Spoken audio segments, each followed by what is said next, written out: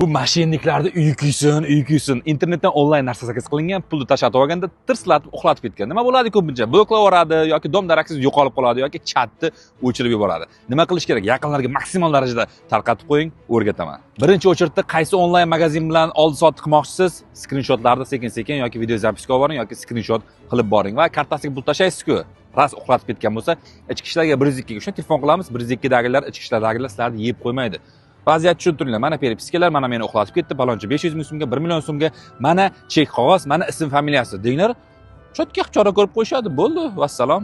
Agar mana shunaqa onlayn mashinniklardan charchagan bo'lsalaring, men sizlarga Mango Market degan programmani tavsiya qilaman do'stlar. Bu programmada telefon, notebook, kiyim-kechak, eski kiygan narsalaringiz, eski ishlatgan narsalaringizni ham bir zumda tirslatib sotib olasizlar jigarlar. Mango Marketda qulay tomoni shundaki, sizlarga yaqinroq bo'lgan lokatsiyalardagi insonlar bilan sizlarni aloqaga chiqarishadi do'stlar. Yerda narigi chekkasidagi oldi-sotdi qilish qiyin bo'lgan insonlar bilan sizlarni muloqot qildirmaydi. Va menga yoqqan bitta xavfsizlik tomoni shundaki, o'sha xaridor bilan siz gaplashayotganingizda sizning nomeringiz yoki telegramingiz yoki har xil shaxsiy ma'lumotlaringiz u xaridorga ko'rinmaydi do'stlar. Mango Marketda juda ham katta plyus tomoni aynan shundaki, bu programmada reklamalar yo'q do'stlar. Mango Marketning Instagram profiliga obuna bo'ling, biodagi silkadan o'tib, App Store yoki Play Marketdan Mango Market ilovasini skachat qiling, narsalaringizni rasmga oling, ilovaga joylashtiring.